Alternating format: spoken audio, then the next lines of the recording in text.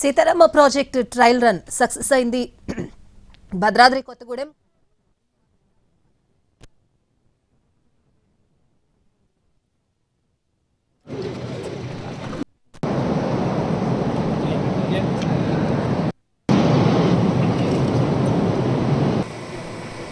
ప్రతి ఏటా 6 లక్షల ఎకరాలకు నీరు అందించాలనే సంకల్పంతో ముందుకు వెళ్తున్నామని అన్నారు మంత్రి ఉత్తమ్. గోదావరి జలాలు ఉమ్మడి ఖమ్మం జిల్లాలో పారుతున్నందుకు సంతోషంగా ఉందన్నారు.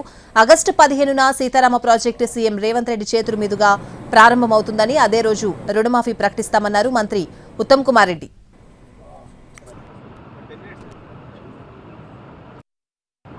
కాన్స్టిట్యున్సీలో 1,20,000 ఎకరాలకి ఈ ప్రాజెక్ట్ ఉపయోగపడుతుంది. ఆ పనులు కూడా, ఆ లింక్ కాలువ పనులు కూడా ఆల్మోస్ట్ పూర్తయిపోయినాయి. అవి మరో 3-4 రోజుల్లో కూడా దాని నుంచి కూడా నీళ్ళు వస్తాయి. ఎందుకంటే నాగార్జున సాగర్ నీళ్లు నేను జోన్ 1లో నేను ఎమ్మెల్యేది, చాలా సంవత్సరాలు సీజన్స్ ఇక్కడ నీళ్ళు చేరం. కానీ ఈ ప్రాజెక్ట్ అయిపోయిన తర్వాత ఆ 1,20,000 ఎకరాలకి తప్పనిసరిగా కృష్ణా నది జలాలు రాకుంటే గోదావరి నది జలాలు వస్తాయి. ఇది మరి ఆ వైరాగ్ కాన్స్టిట్యున్సీ వాళ్ళకి, ఆ ప్రాంత ప్రజలకి నిజంగా ఈ ప్రాజెక్టు ఆ లింక్ ఒక వరంగా నేను భావిస్తాను. వైరాగ్ కాన్స్టిట్యున్సీలో 1,20,000 ఎకరాలకి ఈ ప్రాజెక్ట్ ఉపయోగపడుతుంది. ఆ పనులు కూడా, ఆ లింక్ కాలువ పనులు కూడా ఆల్మోస్ట్ పూర్తయిపోయినాయి. అవి మరో భద్రాద్రి కొత్తగూడెం జిల్లా ములకలపల్లిలో సీతారామ ప్రాజెక్టు ట్రయల్ రన్ ప్రారంభించారు మంత్రి తుమ్మల, పొంగులేటి ఉత్తమ్. అనంతరం సీఎం పర్యటనకు సంబంధించిన ఏర్పాట్లను పరిశీలించారు.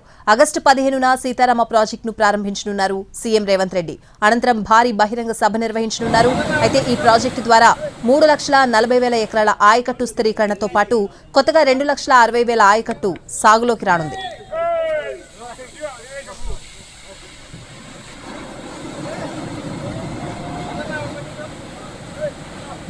ప్రతి ఏటా 6 లక్షల ఎకరాలకు నీరు అందించాలనే సంకల్పంతో ముందుకు వెళ్తున్నామని అన్నారు మంత్రి ఉత్తమ్.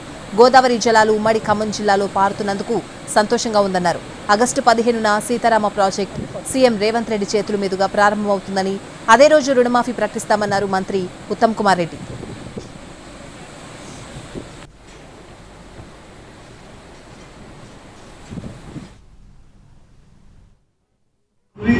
ఆ పనులు కూడా, ఆ లింక్ కాలువ పనులు కూడా ఆల్మోస్ట్ పూర్తయిపోయినాయి.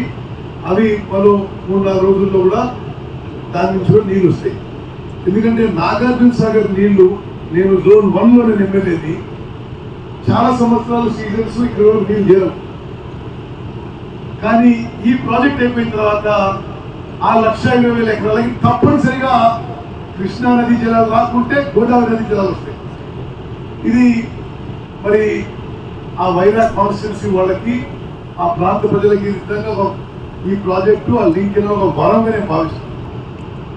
వైరాగ్ కాన్స్టిట్యున్సీలో 1,20,000 ఎకరాలకి ఈ ప్రాజెక్ట్ ఉపయోగపడుతుంది. ఆ పనులు కూడా, ఆ లింక్ కాలువ పనులు కూడా ఆల్మోస్ట్ పూర్తయిపోయినాయి. అవి మరో 3-4 రోజుల్లో కూడా దాని నుంచి కూడా నీళ్ళు వస్తాయి.